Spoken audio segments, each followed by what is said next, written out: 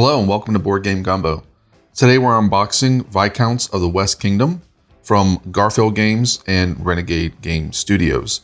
This is a game for 1 to 4 players, so it does include solo rules. That plays in about 60 to 90 minutes.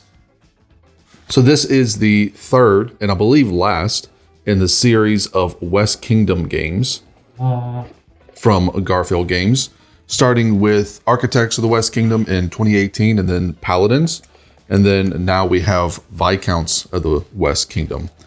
It is another Euro-style game with deck building like the first two. Let's go and take a look at our rulebook here.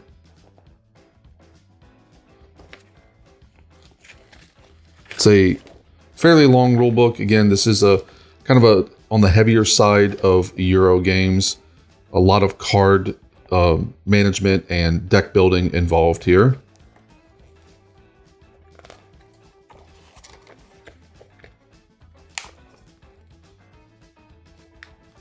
I will not be going through the solo mode, so if you're interested in that, we'll take a look at it briefly in the rulebook.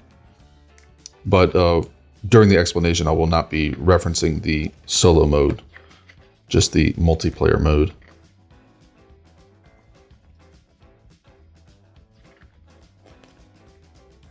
Here is the solo mode rules, however, if you're interested. Just a quick look at those.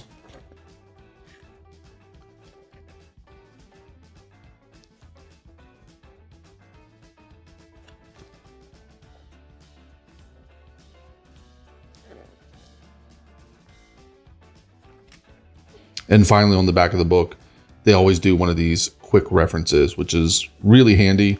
Hopefully they have actual guides for this in the box so that each player will have one.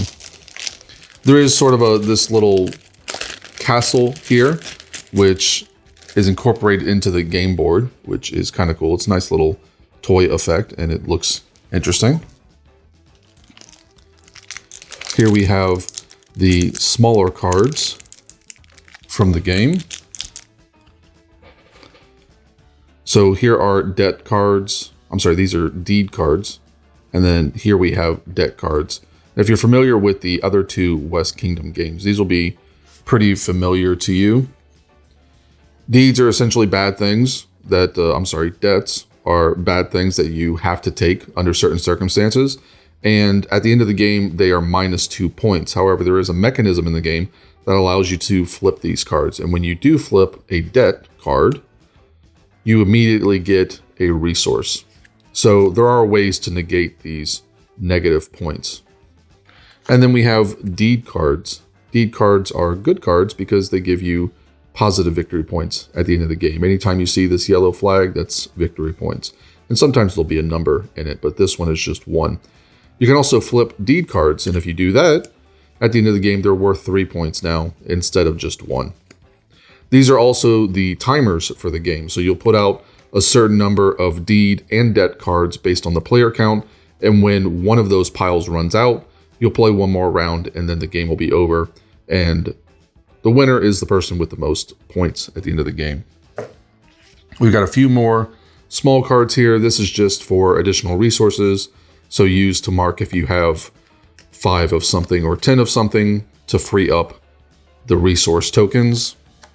And then you have these cards. These are for the manuscripts that you can create during the course of the game. If you're the first person to create 3 of a particular color manuscript, you'll get that appropriate card. And they also give you extra bonuses, which are resources specific to that color. So if you're the first person to make 3 yellow manuscripts, you get this card. It's worth 3 points at the end of the game. It also gives you 1 yellow resource every round of the game, and so on with blue, gray, and black. Lastly, we have this sort of King of the Hill card, which is kind of interesting. One of the things you can do during the course of the game is move your workers from the outer edges of the castle into the center of the castle. The person who gets a worker to the center of the castle first gets this card, which is worth 5 points at the end of the game and increases your hand size by 1.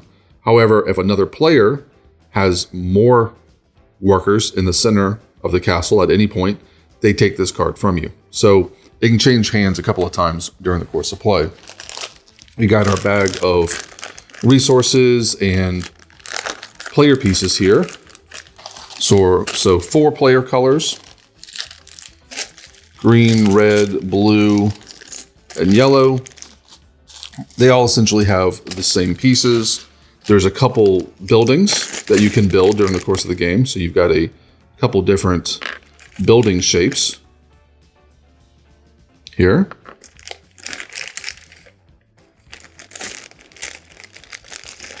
Then you've got your Viscount himself, which is a nice little piece there. There's our 3rd building. And then you're going to have a group of workers, and several of those in the bag, obviously. Then over here, we've got pieces for our corruption and virtue, I think is what they call it. So each player will have one of these, and these will explain more when we get to the player boards. And then we've got resource pieces. So here are these are inkwells. This is what you create manuscripts with. We've got stone in here. We've got, I believe this is supposed to be gold, but it's more orangish than yellow. That is our gold. And that appears to be all our resource tokens, yes. Next we got our larger cards and a big deck of these. Again, deck building is a pretty big part of this game, so a lot of options here. So these are just setup cards for the debt and the deeds cards. You can also score points at the end of the game based off of flipped cards. We've got some cheat sheets here, which explain a couple of different things. One, if you ever bump into another player, in-game scoring based off of where you are on the castle. So castle rings, you can see here. If you're in the outer ring, you get a point at the end of the game. Also, if you lose workers in those rings, you get resources. This explains how the manuscripts scoring works at the end of the game. So you score based off of sets of colors. And then a few other things that happen during the course of the game. But on the back side of these cards are the setup cards. So the way this works is that you'll shuffle these and randomly put out a number equal to the number of players plus 1. And then players will draft these cards in reverse order. So whoever goes last will draft first, and then backwards, and then the first player will draft last. And these will be your starting resources. So you can see this one starts you with 1 of each resource, 10 money, you get 1 deed, but you have to take 2 debts. And then your corruption goes up 2. Whereas, this one gives you 2 of any resource, 6 money, 3 deeds, and 1 debt, and allows you to flip over 1 of your deeds. Along with these, you'll also select a hero card at startup. Let me see if I can find those real quick. Here they are. So these are the hero cards. And just like with the resource cards, you'll shuffle these up and you'll put out a number equal to the number of players plus 1. So say we're playing with 2 players. We'll put out 3 cards. So we'll have 3 of the resource cards, and then we'll put out 3 of the random hero cards, and those will become a set.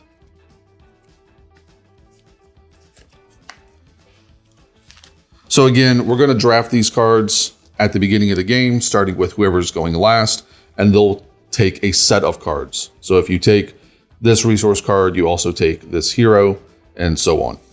These heroes will get shuffled into your starting deck, and they'll be people that you can put out during the course of your turn, just like the normal cards.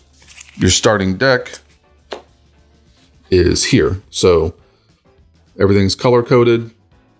These are for the blue player, the green player, the red player, and the yellow player. And then we have the cards that you can acquire throughout the course of the game. So you can see these are differentiated by having the black name there. And these will be on the board. And during the course of the game, you can essentially hire these people and add them to your deck so that they become people that you can put out in your tableau. Let's go ahead and move on to the rest of the box. Some extra bags there. And then finally, our cardboard. So we got some money here. Our manuscripts. These little gray pieces here go into the castle, which I'll show you in a second. And then finally, part of our player board. So our player board will be these tiles laid out in basically a circle, and they are double-sided because they tell you what side to use based on player count. If you're playing with 1 to 2 players, you play on this side. 3 or more players, you play on this side. And these will go out and create basically a circle, and then your castle will sit on the edges of that circle, or in the center of that circle, based off the little holes there. There's little tabs there to keep the castle locked into your board, essentially. And then these little gray pieces that we just punched out fit into your castle like so.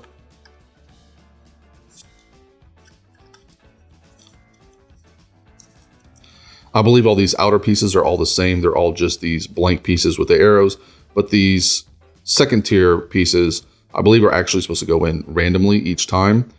These are a pretty tight fit, so that's probably staying there. I doubt I would actually go through and do that randomly each time. You probably just randomize it by spinning the castle piece itself and figuring out where it goes instead of trying to pop these out, because I have a feeling you do quite a bit of damage trying to get those out at this point.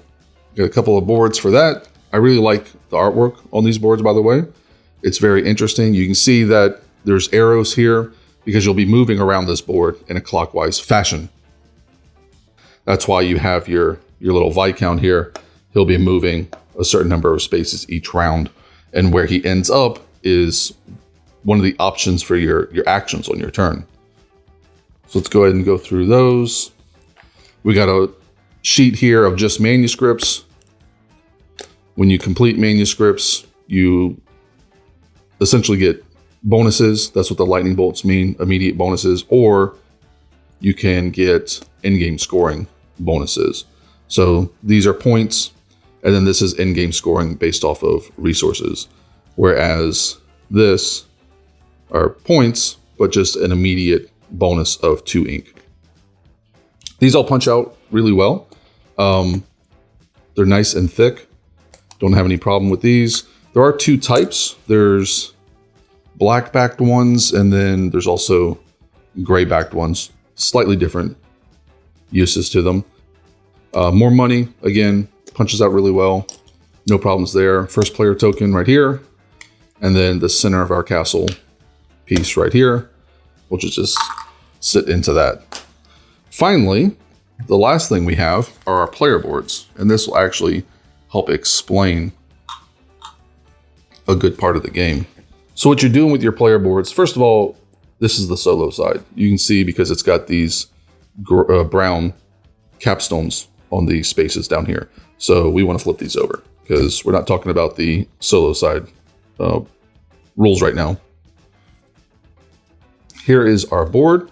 So a couple different things on this board. First of all, you have your corruption and virtue track, and that's where these tokens come in. They essentially sit on this track and can move left or right. So your corruption can go up, in which case it goes that way, and your virtue can go up, in which case it goes that way. If they ever meet, then at the end of your turn, certain things happen. Essentially, the person where they meet gets this top row, which can be good or bad. If you have a lot of corruption and it meets with your little bit of virtue, you have to take on extra debt. Whereas the other way, you get deeds, which are good things. And then every other player has to take what's at the bottom here, which may move your virtue, it may move your corruption, what have you. On your turn, you're going to be playing cards from your hand. You have a 3-card hand onto your player board. And then each round, those cards are going to shift over and you're going to play a new card until eventually those cards will shift over into a discard pile. And then when you need to draw cards, you'll shuffle your discard pile back into your hand. But these cards, when you play them out onto your board, will give you the icons that are on them. So in this combination of 3 here, we've got 3 blues and 1 black icon. You also have some abilities at the bottom, but I'm not going to be talking about those for now. With those icons, you're going to take your turn, and your turn is listed up here.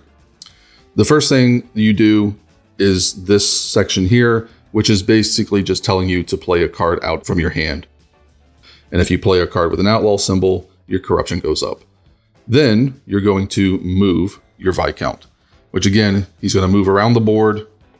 You're going to move a number of spaces equal to the gold value of the card you're playing. You have to move a certain number of spaces. You can't just stay where you are. Also, these locations up here, or these spots up here, will be covered by buildings. Whenever you build them, which is shown up here, what it costs to build them, you also get victory points, but it will uncover these spots. So for instance, you could allow your Viscount to move farther if you've built this building. But the first thing you're going to do on each turn is you're going to build a building. Then you're going to take an action. That's your second one.